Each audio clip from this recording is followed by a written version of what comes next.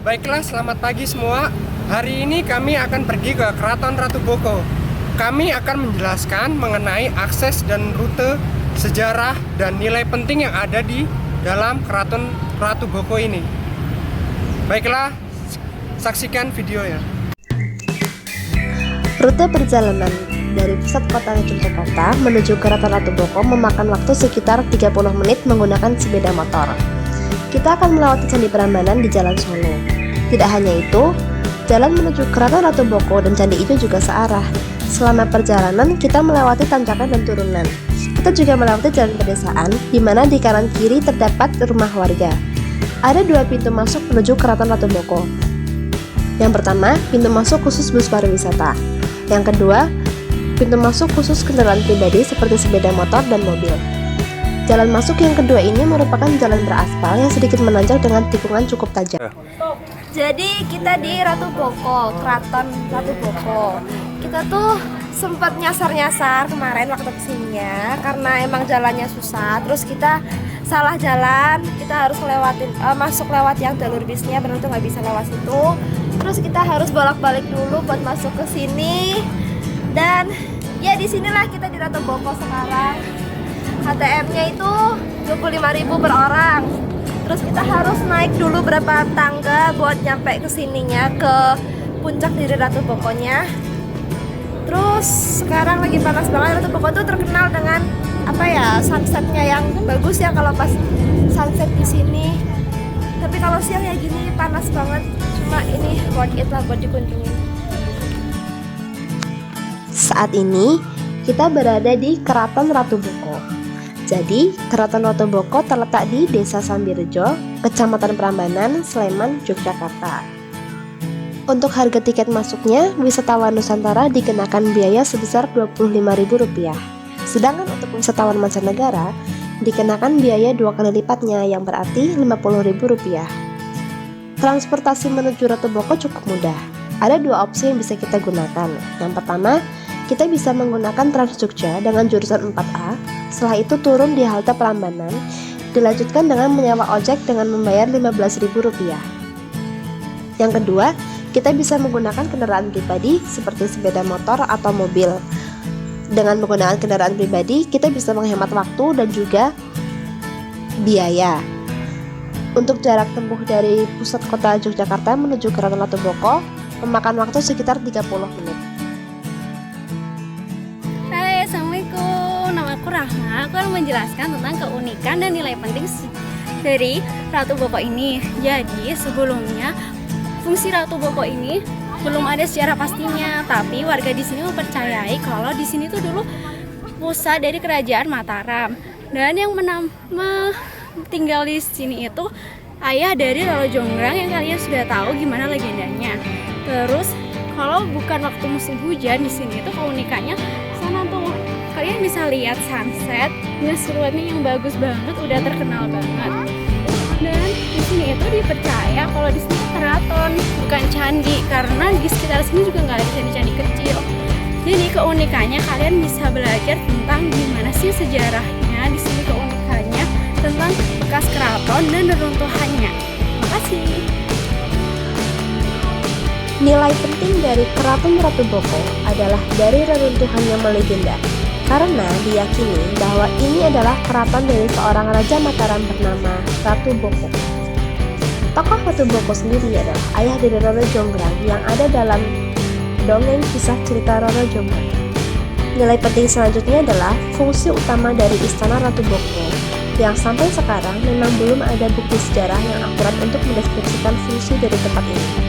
Namun, beberapa penemuan ahli meyakini bahwa tempat ini adalah sebuah istana kerajaan Mataram kuno sekaligus pusat pemerintahan. Keunikan dari tempat ini sendiri adalah pemandangan yang cukup memukau sejauh mata memandang. Kita bisa melihat Candi Prambanan dan Candi Kalasan di arah utara dengan latar belakang pemandangan Gunung Merapi dan suasana pedesaan dengan sawah yang hijau. Jika sedang tidak musim penghujan, pesona Istana Ratu Boko banyak diburu oleh para pecinta senja dengan sunsetnya yang mempesona. Siluet dua gapura tersebut dengan indahnya berpadu dengan guratan matahari yang meluncur ke perahu. Sekilas tentang sejarah Keraton Ratu Boko. Situs yang juga menjadi peninggalan kerajaan Mataram kuno ini bermula dari seorang Belanda bernama Haji Diklof yang menerangkan bahwa telah ditemukan reruntuhan bangunan istana di Boko Harjo. Berdasarkan sejarah kerajaan Mataram kuno pada abad ke-8, Ratu Boko telah digunakan oleh dinasti Shailendra jauh sebelum zaman Raja Samaratungga dan Rakai Pikatan.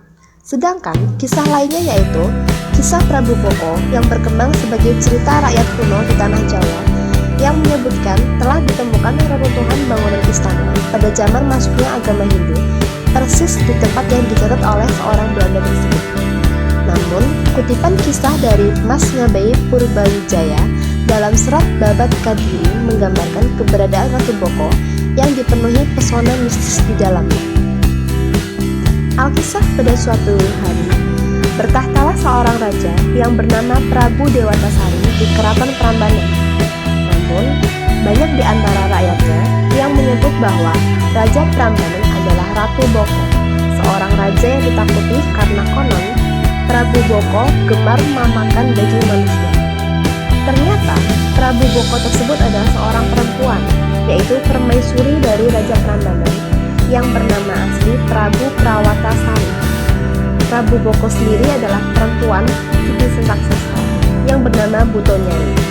Meski demikian, kecantikannya tidak ada yang menandingi di wilayah Jawa Tengah. Karena postur badannya yang melebihi rata-rata tinggi orang, maka dia mendapat nama julukan Roro Jonggrang. Setelah melahirkan putranya, Prabu Boko mempunyai kebiasaan memakan daging manusia. Karena perbuatannya tersebut, sang Raja Prabu Dewatasari murka. Beliau mengusir permaisurinya agar segera meninggalkan istana. Kepergian sang permaisuri meninggalkan luka mendalam bagi raja dan putranya yang masih bayi. Akhirnya, untuk mengenang sang permaisuri, dibuatlah patung dari batu yang menyerupai istrinya yang kini dikenal dengan Roro Jonggrang. Sumber lain menyebutkan dari prasasti Abayagiri Wihara yang berangkat tahun 792 Masehi yang ditemukan di situs Ratu Boko. Disebutkan bahwa seorang tokoh bernama Teja Purnapane Panamkarana atau Rakai Panangkaran menyebut suatu kawasan wihara di atas bukit yang dinamakan Abayagiri Wihara yang jika diartikan ke dalam bahasa Indonesia berarti biara di bukit yang bebas dari bahaya. Rakai Panangkaran mengundurkan diri sebagai raja karena menginginkan ketenangan rohani dan memusatkan pikirannya pada masalah keagamaan. Salah satunya dengan mendirikan wihara yang bernama Abayagiri Wihara pada tahun 792 Masehi. Rakai Panangkaran menganut agama Buddha, demikian juga bangunan tersebut yang disebut dengan Abayagiri Wihara. Sebagai buktinya, adanya arca Dhyani Buddha. Tetapi anehnya, ditemukan pula unsur-unsur agama Hindu di situs Ratu Boko, seperti adanya arca Durga, Ganesha, dan Yoni. Kita sekarang udah ada di Ratu Boko. Gue jadi malu. Sekarang tinggal bagian saya. Dengan saya Gaida Trisnanda Fariski. Yang pertama, kenapa kita milih Ratu Boko? Karena emang di sini itu kata orang-orang dapat banyak angel-angel yang menarik. Terus kita juga udah lihat beberapa foto-foto dari sosial media dan kita memutuskan untuk kesini karena kebetulan nih jaraknya nggak terlalu jauh dan banyak tempat yang bisa kita ambil dari segi sejarah maupun kebudayaannya. Nah, untuk tiketing tadi juga sudah disebutkan yaitu sekitar Rp25.000 dan menurut saya itu sepadan dengan apa yang kita dapat di sini, terutama di bagian depan. Tapi mungkin untuk ke belakangnya sendiri itu masih dalam tahap pembangunan, jadinya belum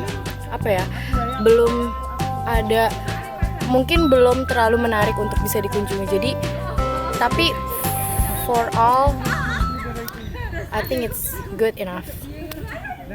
Udah.